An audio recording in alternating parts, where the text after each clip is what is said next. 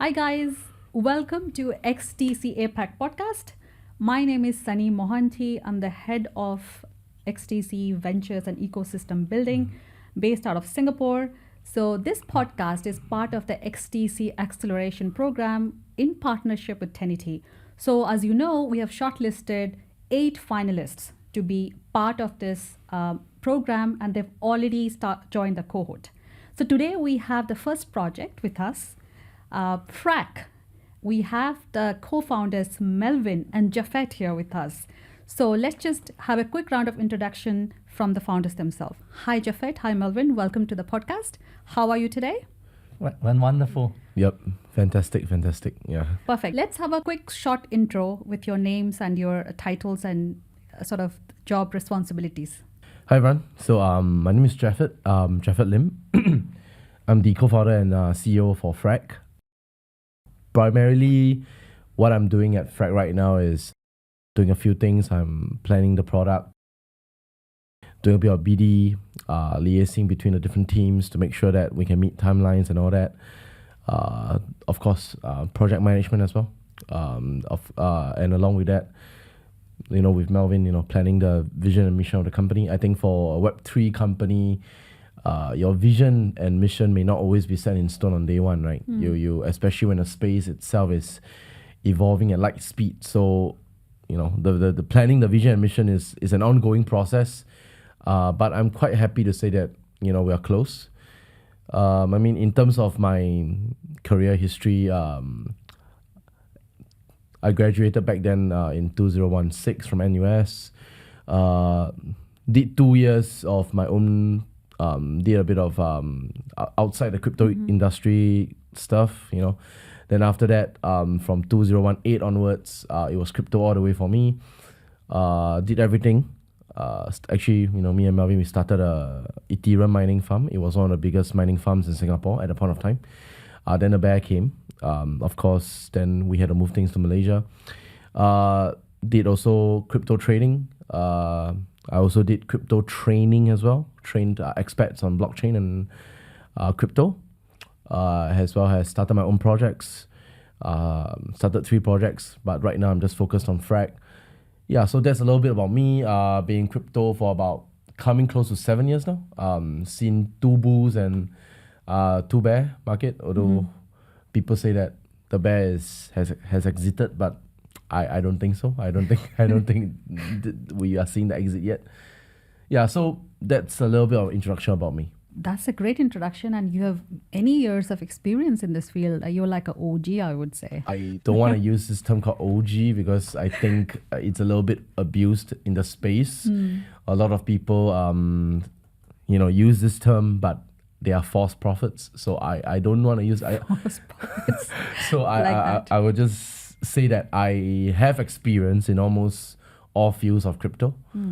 Whether OG or not, to me, I don't really, don't really care, for lack of a better word. Yeah. Token 2049 is just around the corner. It's next week. Let's talk about the bear and the bull before we have a short intro about Melvin. Yeah. Over to you, Melvin. I'm also co-founder and I'm the Chief Investment Officer of FRAC. And on top of that portfolio, I'm also in charge of the activism part. So over at FRAC, I actually handle the investment side. I also handle the deal-making side for the tokenization of our RWA projects and enterprise partners, right? And on the activism side, I actually do a lot of work with the NGOs and the charities, helping them to look into certain structures as to how they can raise even more money in the crypto space. And of course, allowing the benefits of tokenization to flow throughout their organization. I think there are really many things that they can benefit from, right?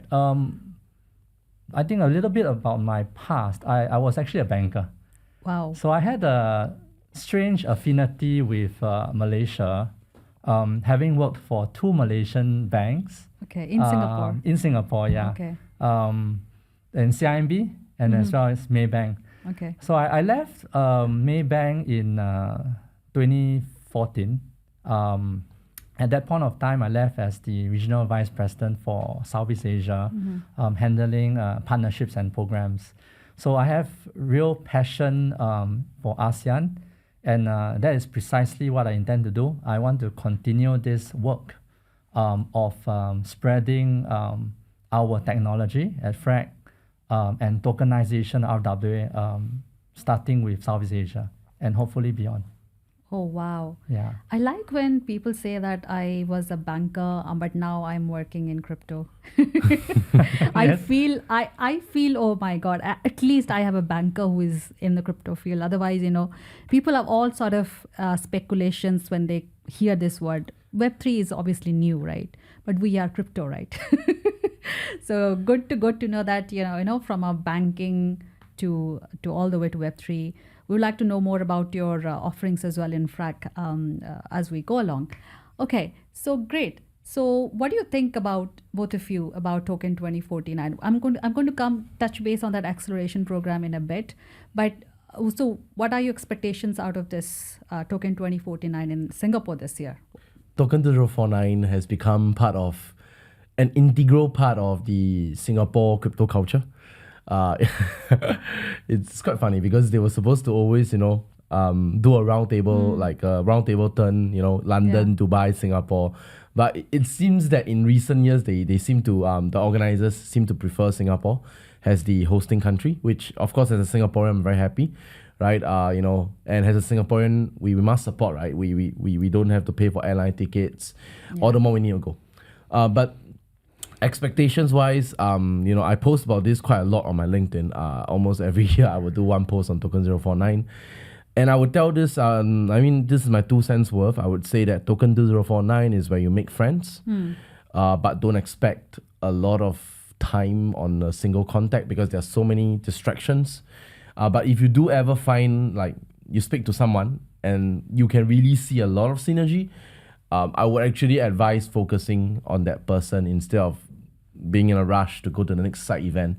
Because at the end of the day, when you go to so many side events, quantity is there, but quality of connection is not there, right? So, I would say that for me, my expectation from Token 049, if I can make 3 quality contacts, I'm happy. 3. Yeah. Quality means we can come together, we can make some announcements, we can do some cross-product synergy. I think to me, I'm happy. That's me. That's a very good point. That's a catch as well. Because you know what? Token 2049 has been happening in Singapore for a couple of years. I've traveled to Dubai as well for the first time to attend Token 2049. It's the noise. It's the distraction around you, Yep. So you have several thousands and thousands of side events to go to. Then obviously you get influenced by your peers, like, let's go hop into that event, this event. And, I think what you told, like, focus on 3 good meetings where you should be able to get some,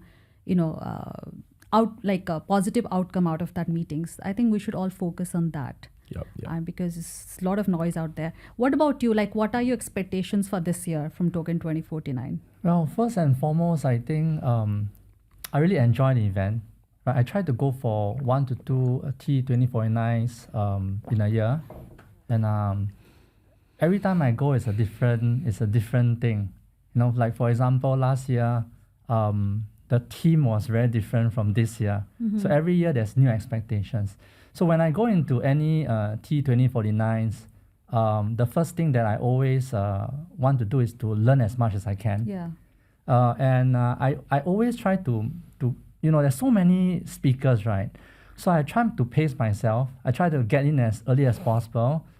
Spend at least 3 hours attending talks from thought leaders, probably some of the American or OGs.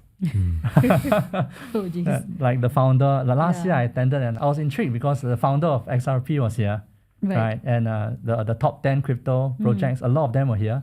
And more interestingly, the last Token 2049, a lot of TradFi people were here. That was something very interesting to me because I came from that space. Yeah. I have a distinct interest to try to bring in more TradFi people into Web3. Yeah. And so I listened very carefully to what all these TradFi people are saying. Like for example, the last year the CEO of Franklin Templeton was here. So these are very big, these $1 trillion companies, right? So I listen very carefully. I think the second thing that, when I go there is to catch up with friends, because it's only, one time in a year whereby friends from all over the world converge into one place. Right? But I always tell my friends, the networking and learning is more important, right? We can always catch up later at the night. But during the day, let's try to do some business and learn as much as we can. Yeah, I think everybody is sort of gearing towards that token 2049 as we speak. Coming back to the XDC program, the Acceleration Program in partnership with Tenity, how did you guys know about this program, and why did you think this is something that you should be applying for? Also touching base a little bit on FRAC, like, what stage is FRAC right, on, or stage are you guys on, and what are your future plans, and how did you think that this program is going to be valuable for you guys? Between the two of us, I'm the one in charge of looking at accelerators, applying to VCs. He's the one that's doing the face-to-face meetings, activating his network. I keep a close eye out for all the accelerator programs in Singapore and for all the known incubators. Tenity was one of them, right? So I heard about the XDC program, of course, from one of Tenity's advertisements. But I don't just apply without going to understand about the program, right? Because we are not just here to get money and then... So when I saw the Tenity program, then I went and take a look at XDC, right? The website, the coins, market cap, and all that, right? Users, TVL, holders, everything that I can get myself on, right? When I went to XDC website, I noticed that you guys were very focused on RWA tokenization. Like it's the left, right, center message, right? And that is what struck me and said, hey, look, this is a good program for FRAC, right? Because we believe in RWA tokenization. And also, it's quite apparent to me that you guys also believe in onboarding Web 2 to Web 3, right? Because, in the space, there are two kinds of founders. Those that believe in kicking the ball around the Web 3 football field, call it the Web 3 football field, and those that believe in actually expanding the stadium. That means bringing more people in, right? So for FRAC, we believe in the former. I believe in the latter. We want to expand the stadium. We want to get more people to come into Web 3 instead of trying to just kick the ball around the Web 3 football field. So given that there's a resonance in terms of vision and mission, that was what drew me to eventually click apply. And that is what brought us here today. Interesting. I think you did your research properly before applying.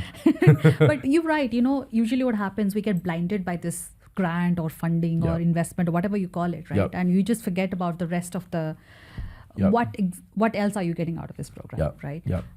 So again, Melvin, obviously you are co-founders. You must have discussed together. So what was your 2 cents like when you saw this program? Oh, I was actually very excited. When Japhet told me about it, I told Japhet that we should try, because to me, being from the TradFi space for so many years as a banker, and then moving on into Web3, Web3 is so different. Web3 is so much about partnerships and collaboration. And when we found a strategic investor in XDC, I think that was a no-brainer for us. We just wanted to quickly apply and quickly hope that we can get the program and quickly learn and collaborate with the people inside. So that was the first thing. I think for us at FRAC, we find that the current system, the current financial system in the Web2 space is a little bit damaged. Many people say it can be quite unfair. Systems are very disparate. There's a lot of distrust, right, in a system. And some people even say there are leakages, right? And it's very expensive to maintain. There are many legacy financial systems in TradFi space that is very expensive even to transfer money, right? So we wanted to do our small part to plug this gap, because the current Web3 infrastructure and ecosystem that I would say is still in its infancy stages, right? Is still very mobile. Is very moldable. And we want to do our small part as FRAC, as a project, to focus on RWA tokenization. You understand, you've worked in the banking sector, now you are in the Web3 RWS space. You understand the challenges and the current problems with the banking system. In terms of adoption, do you think we are there yet? No.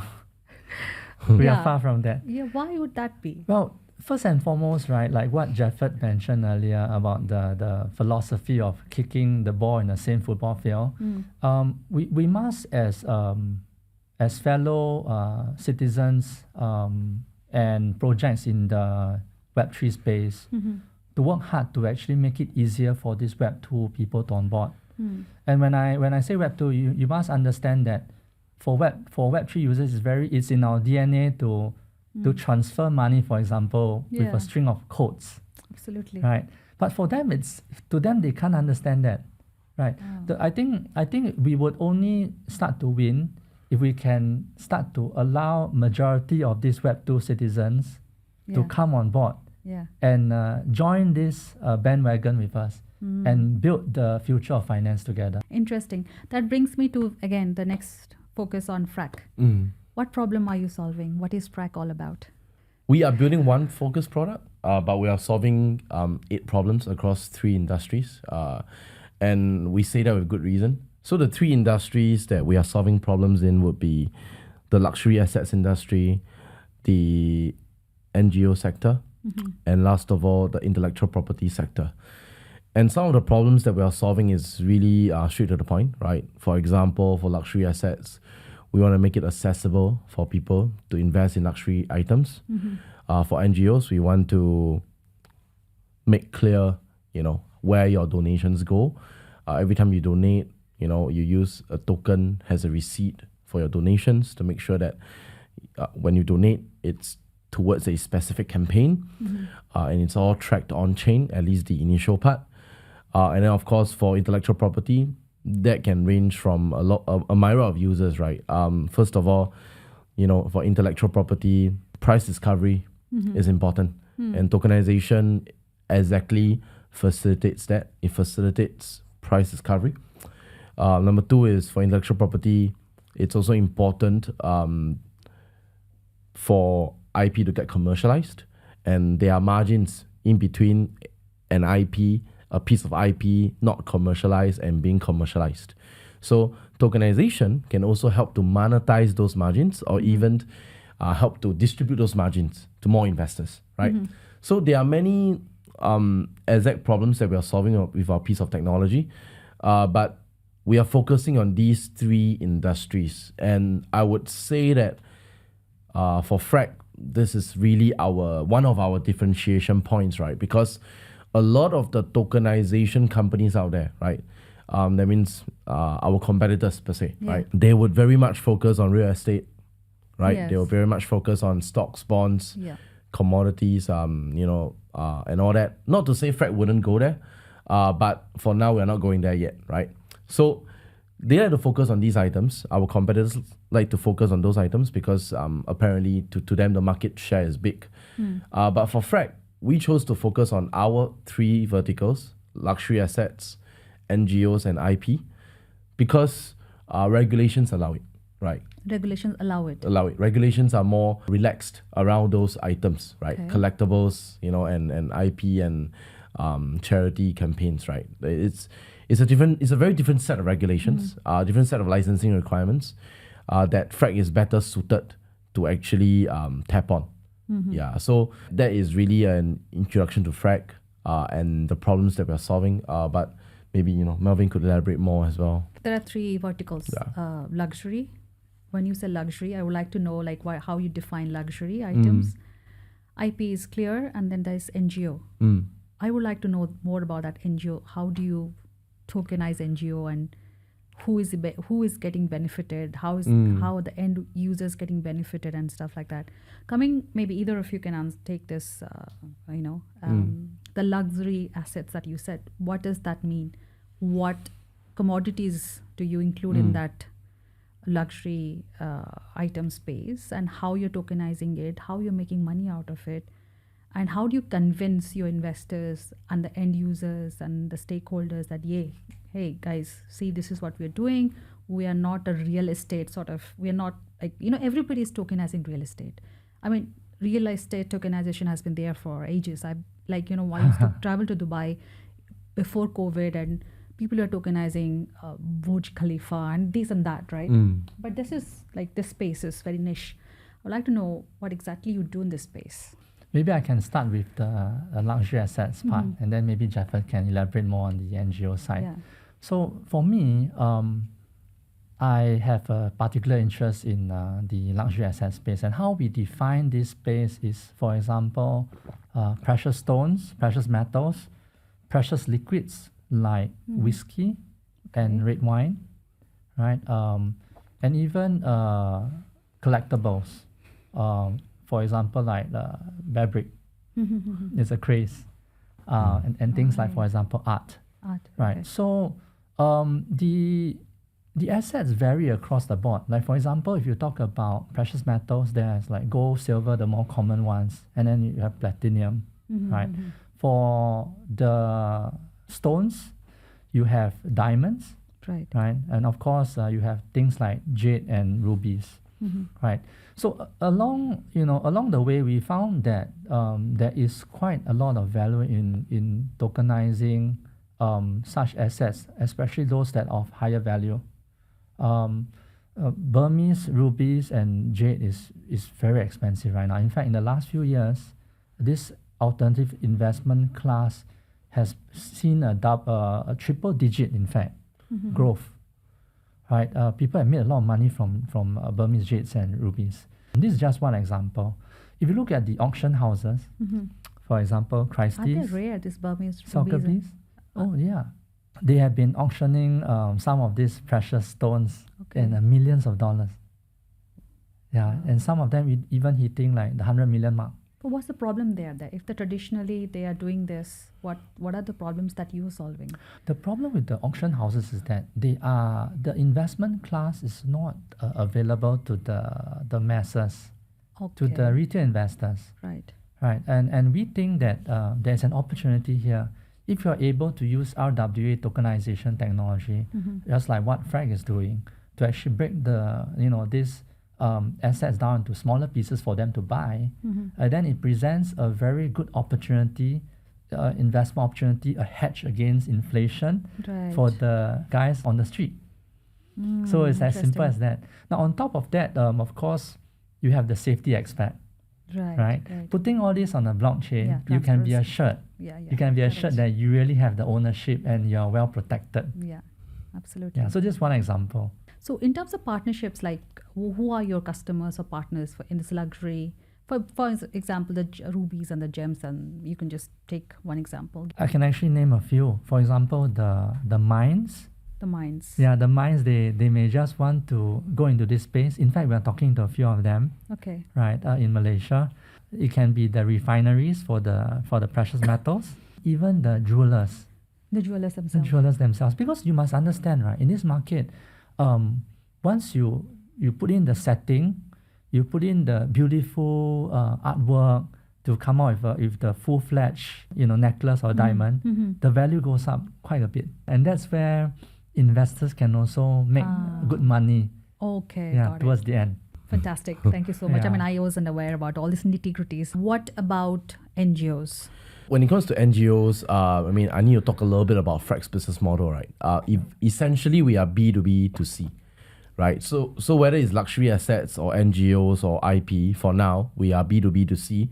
And what that means is that we so-called white label our software to the enterprises. What software? Our tokenization software. Oh, okay. So imagine the software being deployed, but instead of the FRAC brand, it will be the enterprises brand.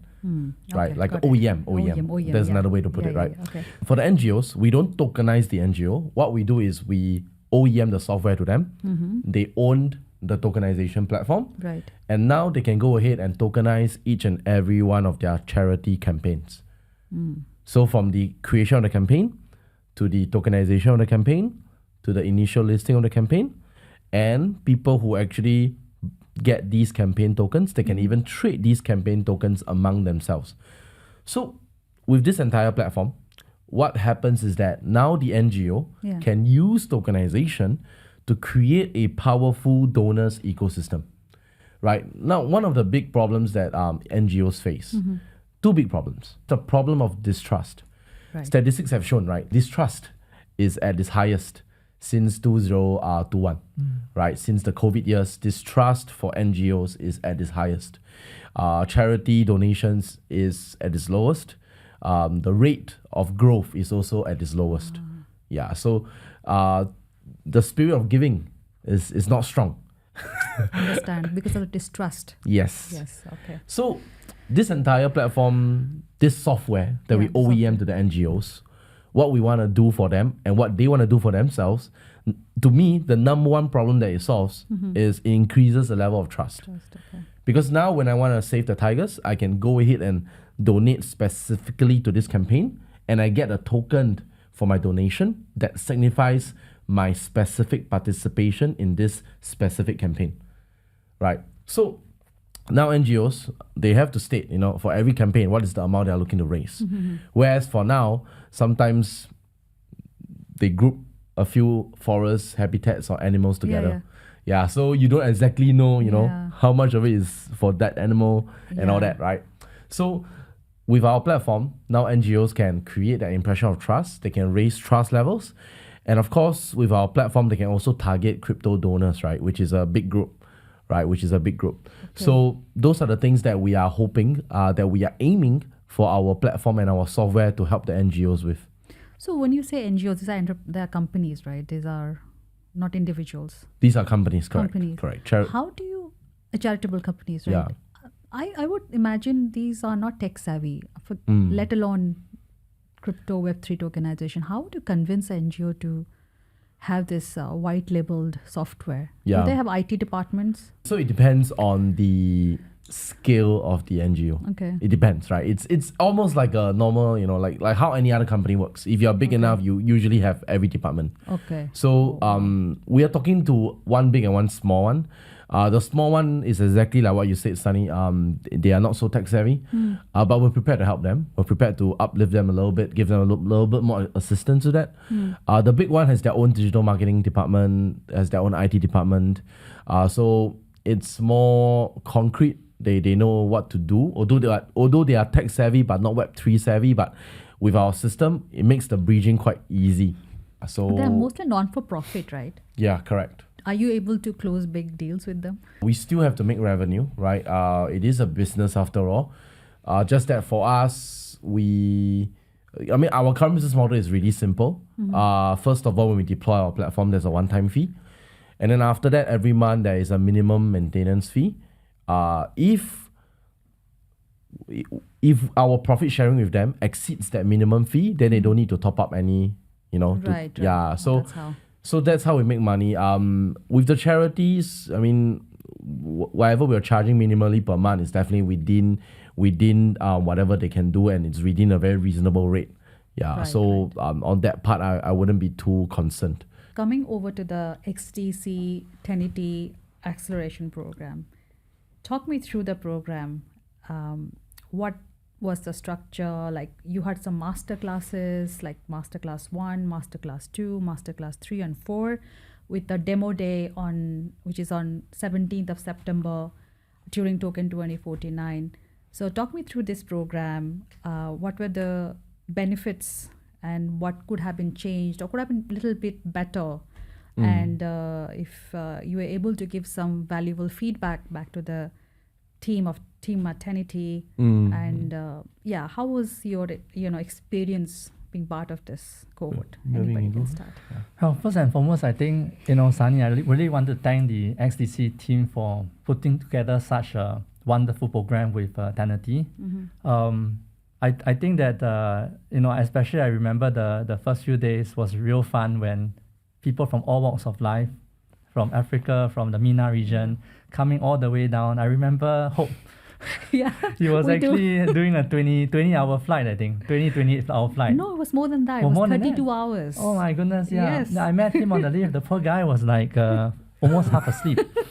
And so we made great friends throughout the entire program, right? And I think the learning was very important. I think some of the people that came were actually first-time entrepreneurs, right? And for me, even I've done a few businesses before, I've also learned a great deal of how the Tenity method, right, of teaching, especially in terms of the crypto space. Right. They had a lot of guest speakers. And these people were people that were very experienced, probably like 10 years to 20 years in the space. And we were able to intellectually spar on numerous occasions on various topics, right, that were really tough nuts to crack. What struck me the most for the accelerator program is that the underlying message to me is very clear, and I 100% wholeheartedly agree with it, is that the path to being a Web3 entrepreneur is no different from the path to being a successful entrepreneur in any other industry. And to me, that was really the gist of the program. First of all, they teach you what is product market fit. They teach you how to develop something that the market actually wants. Because one of the biggest problems in Web3, I would just say it's Web3 for now. One of the biggest problems in Web3 is that we are so obsessed with our product. We should be obsessed with our customer, but we end up becoming overly obsessed with the product, right? We want to pat ourselves on the back. We want to think we are next Albert Einstein or something. But the truth is, if the market doesn't want it, you're nothing, right? So one very big takeaway for me from the entire program is learn to sell before you learn to build.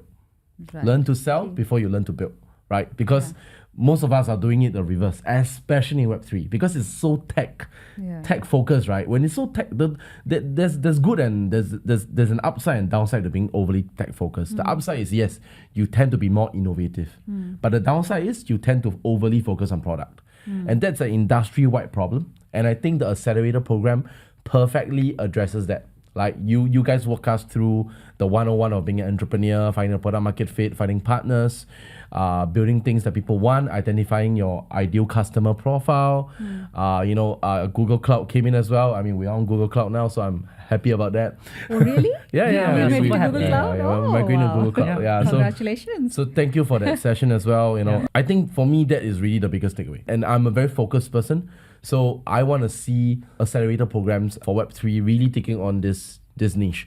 Because when you become overly product focused, it actually is linked to that football field problem that I spoke about. When you are overly product focused, you tend to just kick the ball within the Web3 crowd. Because you're just building a product that has a native Web3 user you want. But you forget about the 99% of the world's population that's not in Web3 yet. But if all the Web3 entrepreneurs in the next 10 years think about it the other way around, that means we become obsessed with bringing people in, that's where mass adoption will happen. I agree. You learn to sell first before you build. Exactly. Totally agree, guys. Whoever is watching, please. I learned that the hard way as well. So that's the main takeaway, highlights of the podcast today.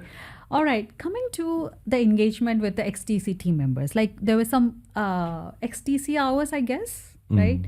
So where you got to meet other team members from XDC team. How difficult or easier it was for you to get into the XDC tech stack? I think it was really quite straightforward. And when I say straightforward, I don't mean that it's simple. It's, of course, you guys have a great tech stack. It's not simple, just that it's straightforward in the sense that because of your SDK and API kits and all that, it's become quite direct for us to deploy. In fact, I think if I'm not wrong, I think we were the first or second ones to deploy. And then I think if we were to take absolute time, I think we are the ones who took the shortest.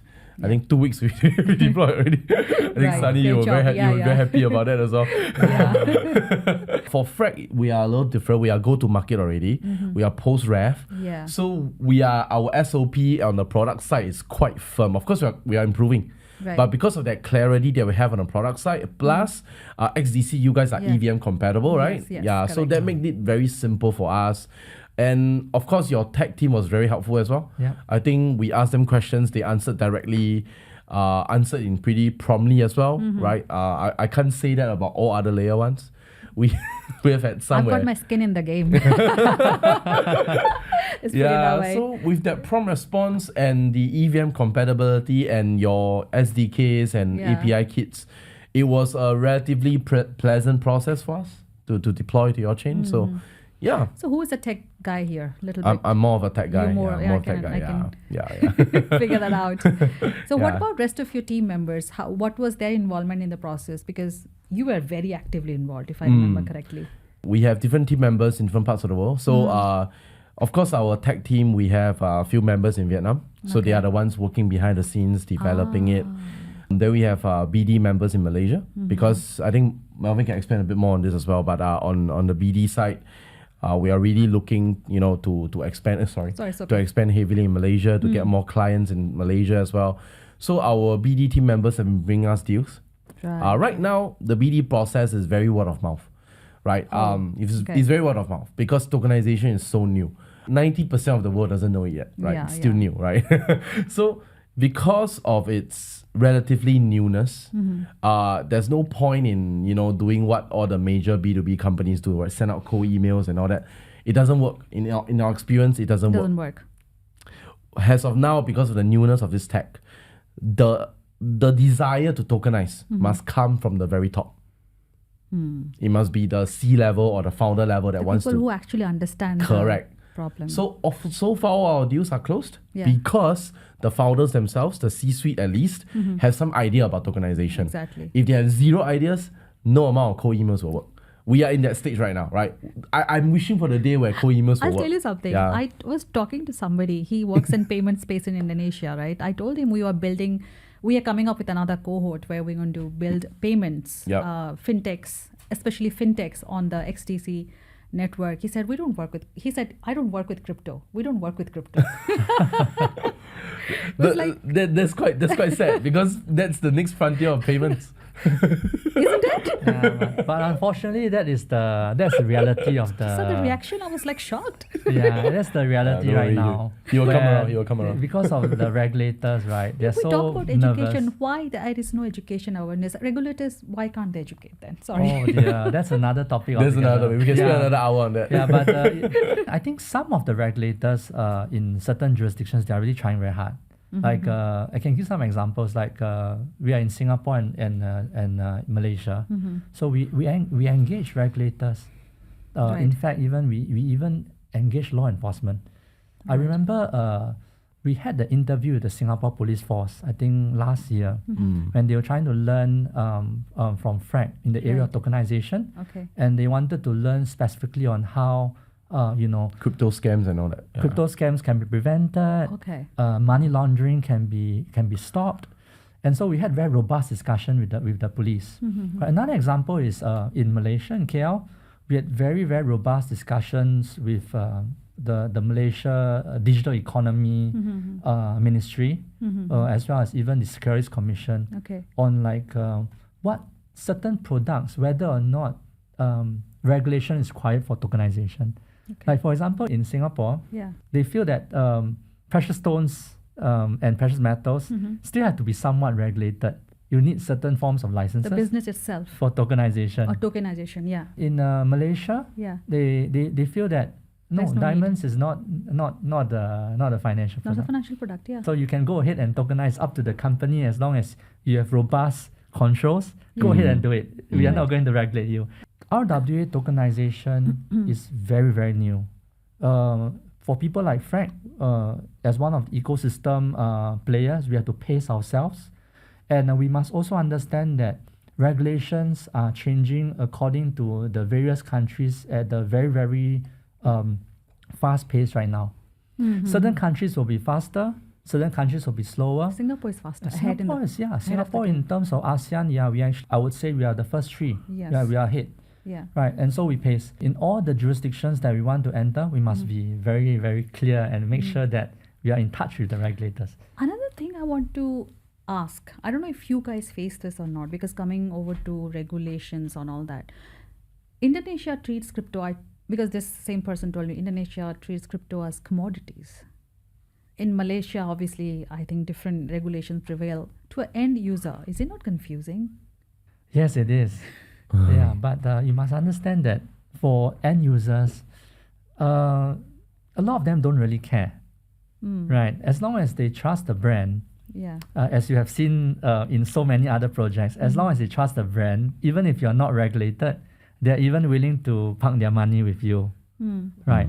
So I think what's important is really for the entire ecosystem and the ecosystem includes the regulators, right? We have to work together to see how we can, in a way, educate the market together. And before you can educate people, we must first be educated ourselves. Absolutely. XDC Tenity program is already going to get over by October.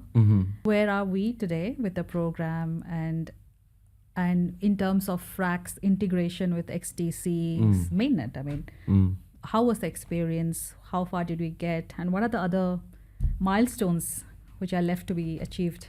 Currently, we are doing a server migration to Google Cloud. But what's exciting is this, right? Is that when we next deploy the XDC Diamond Labs platform, it will come with the credit card payment option. Amazing. Yeah, so love it. we are very excited about that. I'm looking to do a demo videos. You know, I like to do all these demo videos. Although I don't have the nicest voice on earth, but So who is going to be speaking? Usually I will do the demo videos. Yeah, he's more. His voice is more sexy. It's more deep. That's what he says in front of the camera. Really exciting because I think we're the first ones to enable a merchant to accept credit card payment for on-chain real-world asset fractions.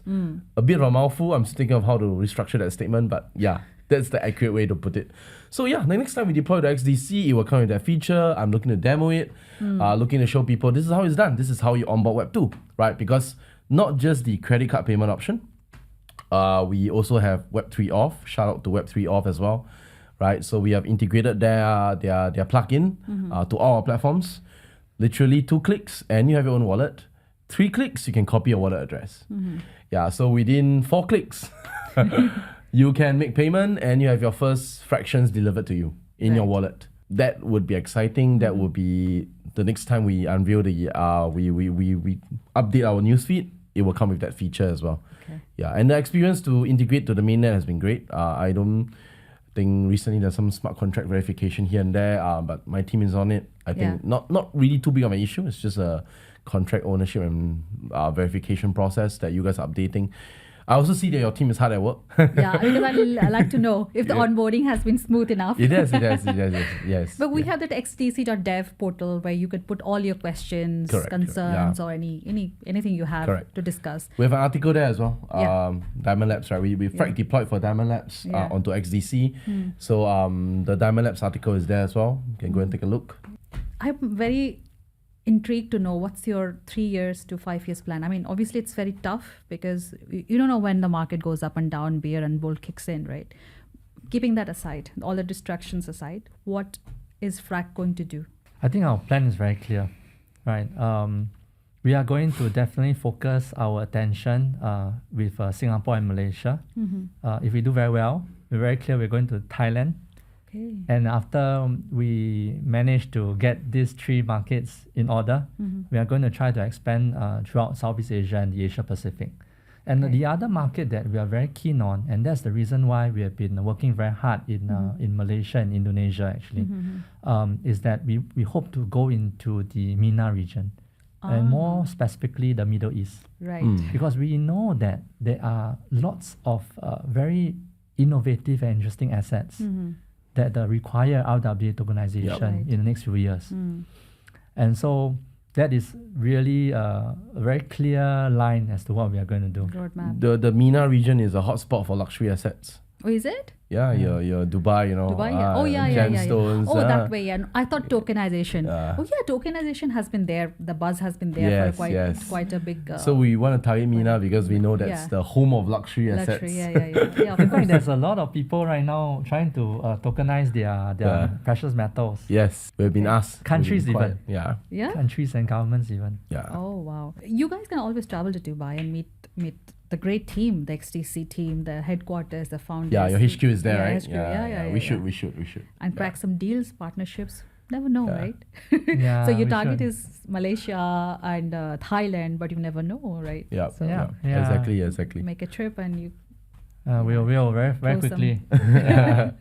close some deals. So how are you preparing for the demo day? All set? Yeah, our deck is up. Next week, this week we have a slot with Jordan from Tenity to go through the deck. But we created the deck in line with the guidelines that were given. We are Singaporeans, so we're very good at following instructions. I bet. I bet. Law abiding. For better or for worse, but yeah, so we stuck closely by the guidelines to create the short deck. 3 minutes, right? It's a bit of a squeeze, but I think we can do it. We have done quite a few lah. We have done quite a few demo days, but 3 minutes is our shortest. Will be record breaking for us. Very much like an elevator pitch. It's almost like an elevator pitch, to be honest. Good to know that you don't take any questions on the spot, which is after the fact. Correct. It doesn't distract you from your speech. The right? 3 minutes doesn't include the Q&A. I saw the Yeah. lineup. I think we are good. I mean, we have videos as well. If you want to watch some videos for the platform, we have that as well. Yeah. See your presentation on that before that as well. Okay. And obviously I'll be there on the demo day. We're expecting, I think I got a number for you, 1,000 plus. But I don't know if everybody is going to be allowed. But it's going to be full of people, investors. And, that's great. That's great. That's what we need as a startup. That'll be great fun. Thank you. Yeah, a lot of Thank you. exposure, a lot of questions after, during the networking session, a lot of room to make partnerships as well. Got it. So that's the key for Beautiful, your growth, beautiful. right? I think we are heading towards the end of this podcast, and I really like speaking to you, Melvin. I mean, I have been in touch with Japhet very frequently. And speaking to you is also very, it's a pleasure experience for me as thank well. you. Understanding your strengths and your play in the entire, project. Yeah. And all the best for the demo day, all the best for your future. I think without you guys, we can't grow as well. The network, the, XDC network. Symbiotic relationship. Yes. Obviously, we are like a partner forever, right? Yeah. I look forward to this partnership, and if you need any help from our ecosystem, we have a very large ecosystem, starting from a centralized exchange, a DEX, other platform like we are partners with Securitize as well, right? Securitize.io. Yes, Yeah. you can always leverage on the ecosystem partnerships that we have. So happy to help. And as last few words, I would just want to say I had great time, great time talking to you both. I hope all other podcasts are also fun like this. We are real people. Hashtag be real. So there's a bit of humor whenever we talk to real people, man, I tell you. And you guys are a good team. You complement each other. As you said, his voice about his whatever you very deep. the one before that. Okay. Any last words before we wrap up? I'm just looking forward to the demo day. Yeah. And looking forward to another. I believe 2025 will be a bullish year, so I'm looking forward to I hope 2025. Yeah. And we also want to wish XDC the best. Yeah. Yes. Thank you so much for organizing this amazing podcast and this amazing location. In fact, all the characters in this room are my favorite.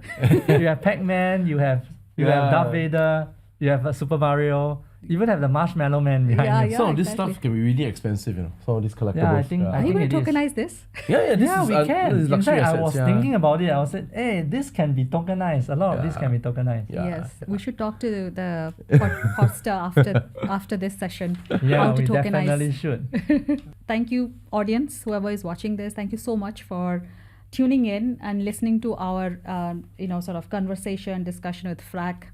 And thank you. And we look forward to another podcast very soon. So stay tuned and have a great day. Bye-bye.